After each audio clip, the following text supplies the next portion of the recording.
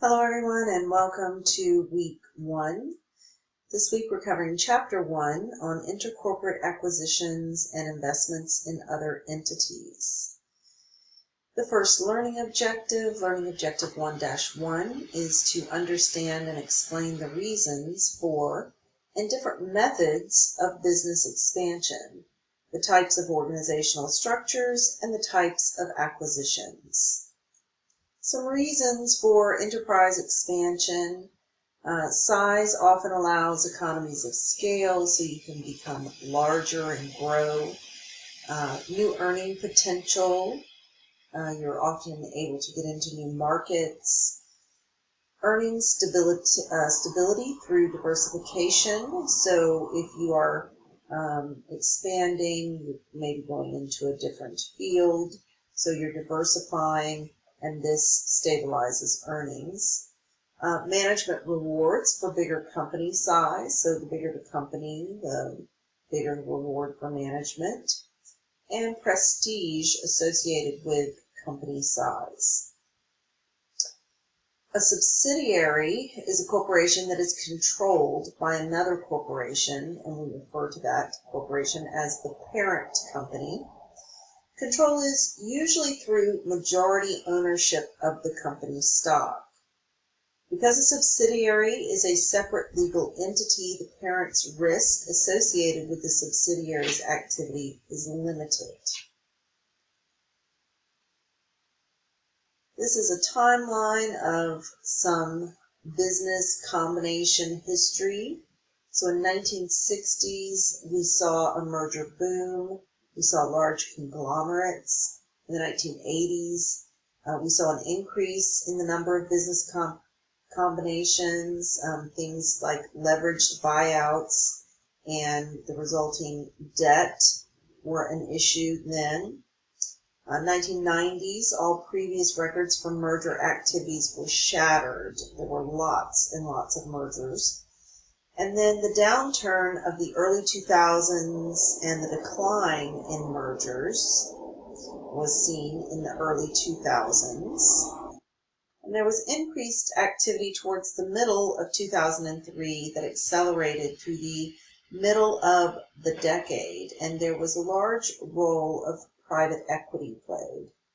And then there was the effect of the credit crunch of 2007 through 2008.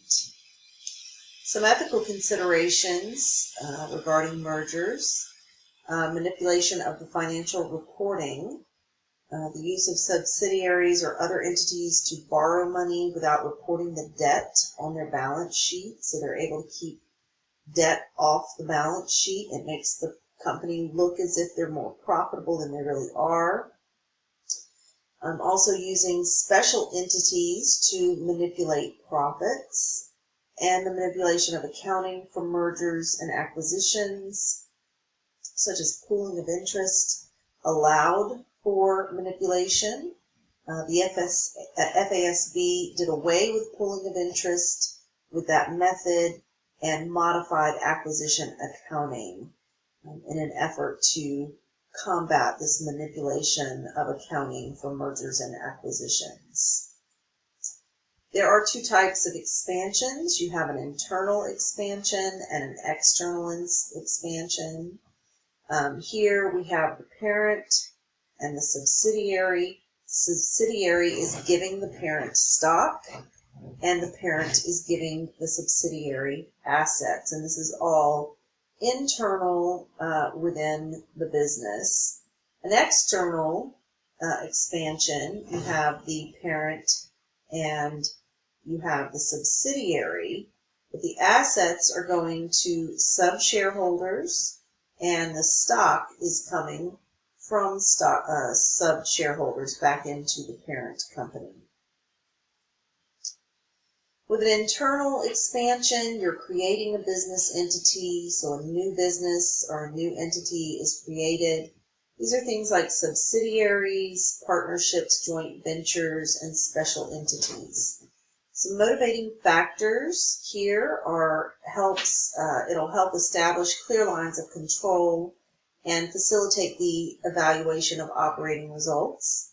There are also special tax incentives, regulatory reasons, protection from legal liability, and disposing of a portion of existing operations.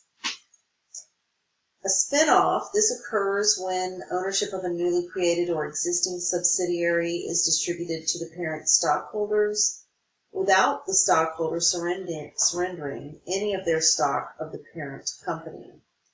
A split-off occurs when the subsidiary shares are exchanged for shares of the parents. Thereby, it leads to a reduction in the outstanding shares of the parent company. Also, with external expansions, you can have expansions through business combinations. So you can enter into a new product area or a geographic region by acquiring or combining with other companies. Business combination occurs when an acquirer obtains control of one or more businesses. Concept of control relates to the ability to direct policy and management. So when we speak of control, we're speaking about how they're able to direct management, create and direct policies. So how do we show control? The usual way is owning more than 50% of the subsidiary's outstanding voting stock. So 51%, 50% plus one share is enough to give someone or a corporation, another entity, control of another corporation.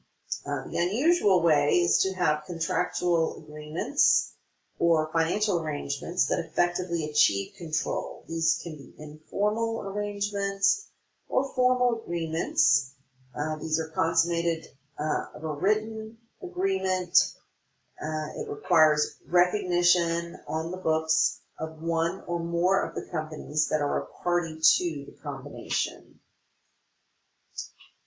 A merger. This is a business combination in which the acquired business's assets and liabilities are combined with those of the acquiring company, so they merge, and it results in no additional organizational components. So you take two companies and you merge them into one company. Controlling ownership. A business combination in which the acquired company remains as a separate legal entity with the majority of its common stock owned by the purchasing company, leading to a parent-subsidiary relationship.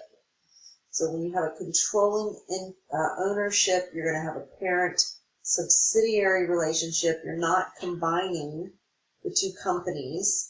The acquired company is going to remain a separate legal entity. They're going to control a majority of their common stock will be owned and controlled by the purchasing company. And in this case, when you have a controlling ownership, then accounting standards are going to dictate that you have a consolidated financial statement.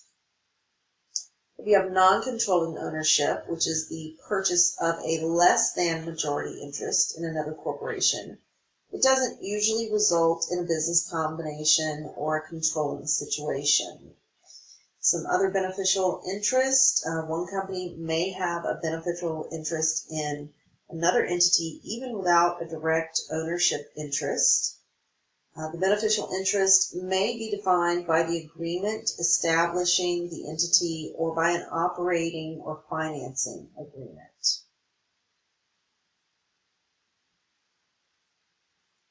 Okay, just a quick practice quiz question. A common way to obtain corporate control is by purchasing more than 50% of an entity's non-voting preferred stock.